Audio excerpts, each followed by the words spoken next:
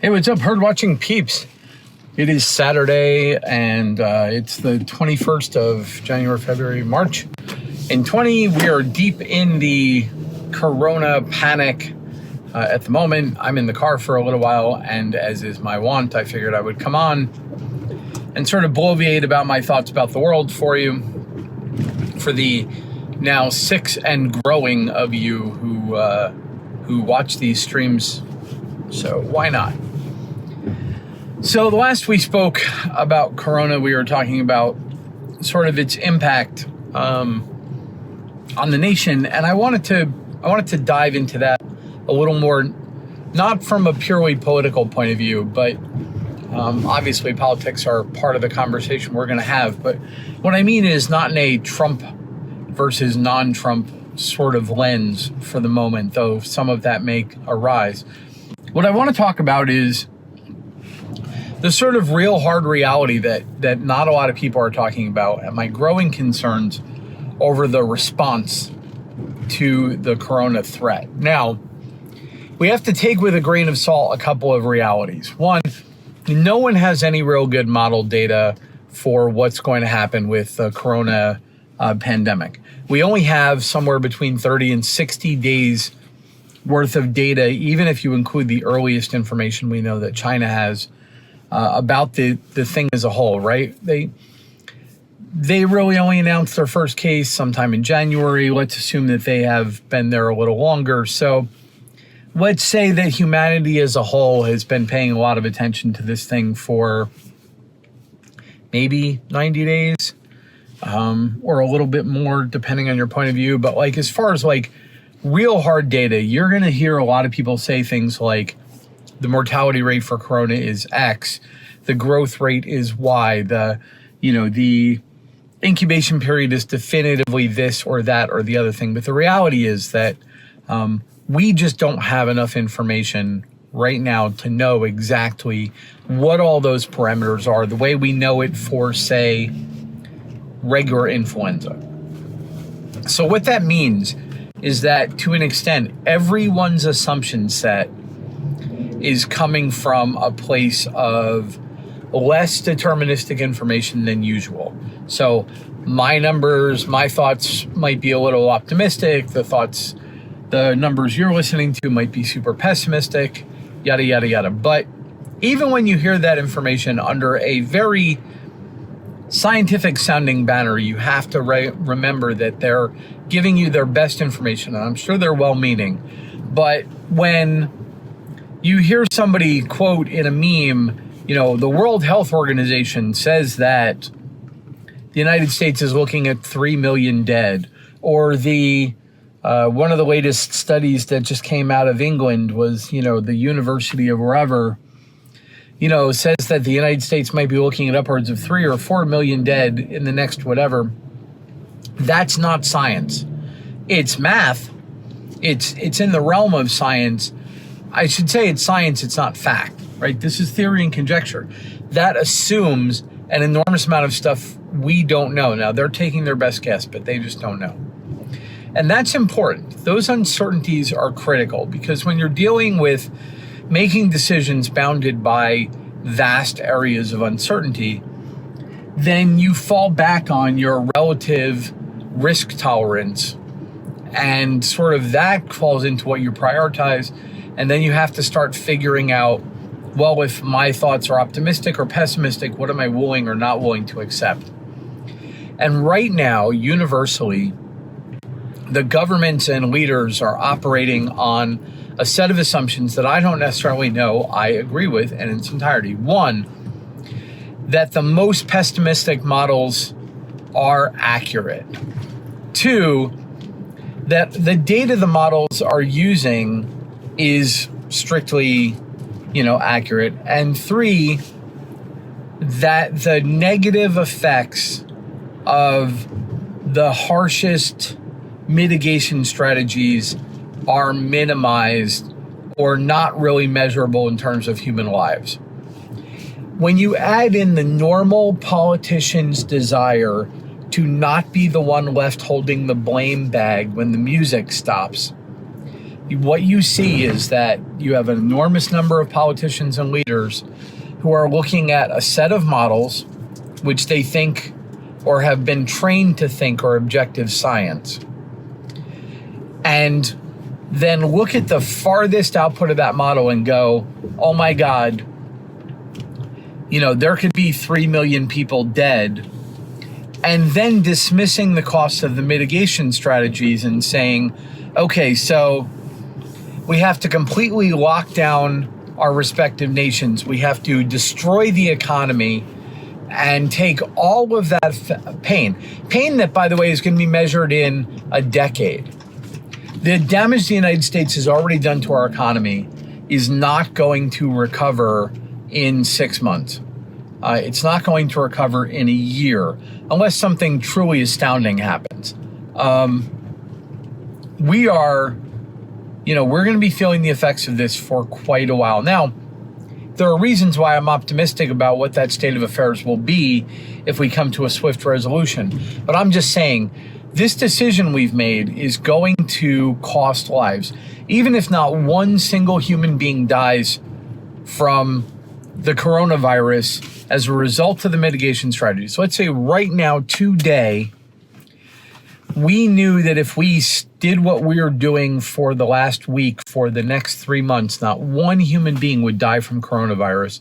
We would still have to measure the death toll of this mitigation strategy in the tens of thousands. We're talking about human beings who will not be able to afford things that they needed to afford. We're talking about human beings who will not be able to pursue a lifestyle or a living. We're talking about, people who are going to die and or have shorter life expectancies by the long trail of unknown follow-on effects that come from the choices we've made. Now, is that worth it or not? This is where you start getting into, what is admittedly a set of opinions. And my point is just, we cannot be making these choices by going, well, let's go to the most extreme end, and it's worth it, because if we're wrong, this is the sort of logic that we have even around the climate argument. You know what I mean? If we're wrong, all we did was clean up the air, and if we're right, then we saved all of humanity. And it's no, the negative consequences of the decisions you're making are much more further reaching and much more subtle than what you're hand waving away and going, oh, well, we just have clean air. So what are the follow-on effects of fundamentally altering, with only a week or two's worth of thought, the entire fabric of the economic life of the United States, and then attempting to cover over that potential damage by simply throwing money, federal money around? We have right now, committed to financial stimulus that is a significant fraction of the entire national debt for the entire history of the nation up till now in the last week. And you don't think that that's not going to have a significant and lasting impact that we're going to be feeling forever, fine. But then if you try and bring that up, if you try and have a reasonable discussion about whether the steps we're taking are worthwhile, even assuming all the assumptions that are leading us to those steps are right, and that, this will save lives the way they say, and that the problem would have been as bad as it would have been otherwise, the question becomes, can you always make those decisions in that way? Let's say that in the end, 10,000 people die from coronavirus. There's a number somewhere where, as a society, you're willing to take that number of deaths in order to not destroy the economy and the nation. And then if we go much further, start fundamentally altering the potential freedoms of the United States citizenry for the foreseeable future. People are talking about nationalizing industries. People are talking about martial law. People are talking about long-term, 18-month restrictions on mobility and travel, where you would essentially need a government permit before you could move freely around the nation. There is a number of deaths you're willing to accept for that. And I don't know what that number is for me personally. And I'm pretty comfortable with the social distancing pressures that we've been having in order to save, X number of lives. But at some point, you have to accept a little bit of risk and some collateral damage. Where's that number? I couldn't tell you, but I do know we were perfectly willing to let hundreds of thousands of people die in the Civil War, basically to secure the freedoms that we're now getting ready to give away. So clearly, as a nation, we have some price on liberty and freedom and the Constitution that we're willing to pay in blood if necessary. So am I saying, screw it, everybody go and hang out and we're just going to ignore Corona and it is what it is? No, that's not what I'm saying. What I'm saying is you cannot reduce every mitigation strategy question to, if it saves just one life, it'll all be worth it. Because it's simply not true. If we were going to use the logic, if it saved even one life, it would be worth it, then no one would own a car because drunk drivers kill people. No one would ever get on an airplane because airplanes crash. No one would, we would have, I don't even know, pick your poison. You have to have some sense of a gray area between we'll accept no casualties and we'll accept 4 million people gasping for air and dying in the streets. Somewhere in there, there's a number, and I want to have any conversation anybody wants to have about where that number is and what the pros and cons are. And there's a lot to be gone through from an ethical, economic, legal, and freedom standpoint. What I'm starting to really hate is when that entire conversation is short-circuited to how can you so callously be willing to accept anyone dying so that you have the freedom to go watch a movie at the movie theater? If you want to make that reductionist argument, I'm more than happy to say it, because I absolutely am willing to let some fraction of the population perish so that our society is one where you don't need the government's permission to go see a movie. I absolutely am willing to do that. And that's where people come back and they're like, oh, you're a monster, you're evil, and whatever. Look, I don't know what the right answer is. I'm just saying we need to start really paying attention to what it is we're so easily giving away.